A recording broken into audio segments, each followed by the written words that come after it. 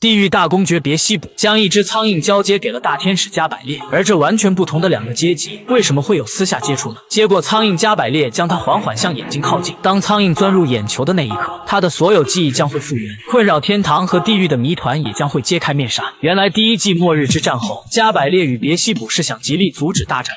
No, forget it. An interesting proposal. Forget it.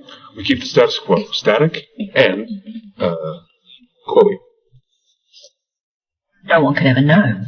Of course. 之后的一段日子里，他们频繁在酒吧会面，两个极端的首脑也逐渐产生了默契。别西卜特意为对方换掉用了6000年的容貌，长时间的接触，加百列也学会了说脏话，就连他们自己都没意识到，彼此相互的情感竟悄悄的不断升温。不知不觉，加百列会考虑对方的感受。施法反复播放别西卜喜欢的曲目，似乎是意识到禁忌之恋不会有结果，别西卜便把宠物苍蝇送给对方。关键时刻，他可以充当容器，真是爱屋及乌。加百列没觉得恶心，反倒装进火柴盒好好保管。这也象征着两人的定情信物吧。因为反对战争，加百列不仅被上帝代言人降级，还要抹去他的记忆，明修栈道，暗度陈仓。他先一步把自己的记忆存储到苍蝇，阴差阳错之下，他才会光腚拉叉的去求助拉斐尔。如今经历了这么多，他终于鼓足勇气，敢面对自己的内心，决定与别西卜在一起，哪怕不再是天使，做普通人类。恰好别西卜的想法与他一致。妈呀，双向奔赴的爱情居然可以这么甜！ You traitor. I just found something that mattered more to me than choosing sides. 瞬间让拉斐尔意识到渴望天堂与地狱对立的真正爱情，而自己只是缺少了一丝勇敢。其余人因对方拐走自己领导吵得不可开交，其实他们争吵是纠结不知该将这对狗男女交给哪边的主角邀功，毕竟涉及到谁会是未来的接班人。就在这时，一位不起眼的小老头进入书店，打断他们插话提问。此时谁还会理睬一个没用的老人呢？老人却温和地询问大家，就没有人认识我吗？最后还是克劳利想起在哪见过他。Last time I saw you, you were a big floating giant head.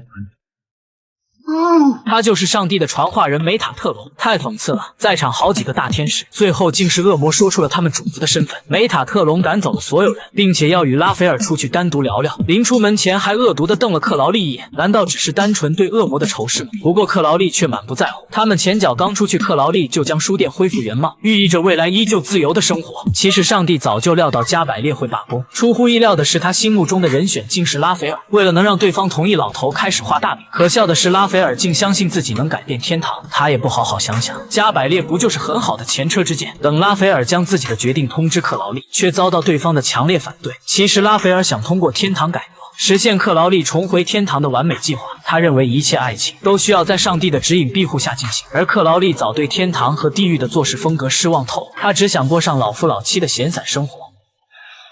I mean, if Gabriel and Beelzebub can do it, go off together, then we can. We don't need heaven. We don't need hell. They're toxic. We need to get away from them. Just be an us. You, what did you say? Come with me. You can't leave this book. Oh, Crowley. Nothing lasts forever. No. No, that's what it is. 6000年来，大是大非面前，他们第一次产生分歧。临走前，克劳利不舍得来了一个世纪之吻。然而，这个重要时刻并不是幸福的结局，至少暂时不是。尽管他们彼此大胆地坦诚了自己的情感，依旧避免不了分别的结局。拉斐尔成功接替加百列的职务，克劳利不得不可怜地离开，住在自己的宾利车里，带着全部家当浪迹天涯。虽然他们各自走上了不同的道路，但彼此之间的感情依然深厚。他们的分离也为故事的发展留下了悬念，让观众对他们未来的命运充满期待。Yes, you mentioned that. We call it the second coming.